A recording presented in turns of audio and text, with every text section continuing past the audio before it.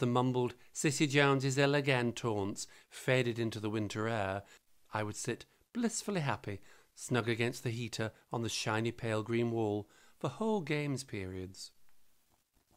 Then, one awful unexpected day, as I was settling onto my cosy bench, Mr. Richmond decided he'd had enough of this and, insisting I take part in the match, thrust a pair of ludicrously oversized shorts at me, a filthy shirt which looked more like one of Mum's well-used dusters, and a beaten-up pair of old football boots.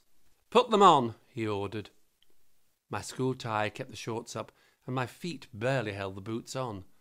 Stinking of someone else's B.O., I trudged outside to the delighted gasps and guffaws of my chums, and stood on the edge of the frozen field, pulling the overlong sleeves down over my blue hands and hopping from foot to try and get warm.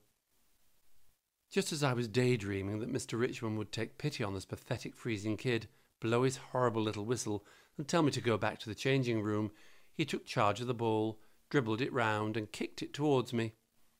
In slow motion, I saw the terrifying object hurtling through the air in my direction, and foolishly lifted my foot to kick it back. What felt like a lump of concrete slammed into my foot. A numbing sharp pain shot up my leg, and, in true football hero fashion, I fell to the ground and writhed in agony.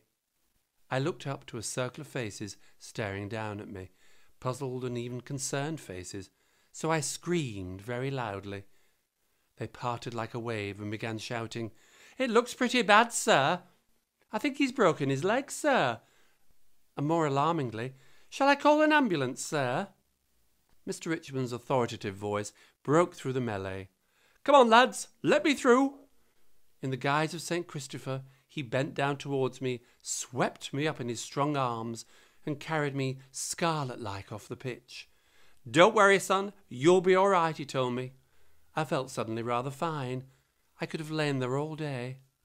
In the changing rooms, he laid me gently onto the bench and inspected my leg for any damage. Finally, with a quick, decisive nod, he said, "Better just rest up here, Jones. We'll see how you are at the end of the match."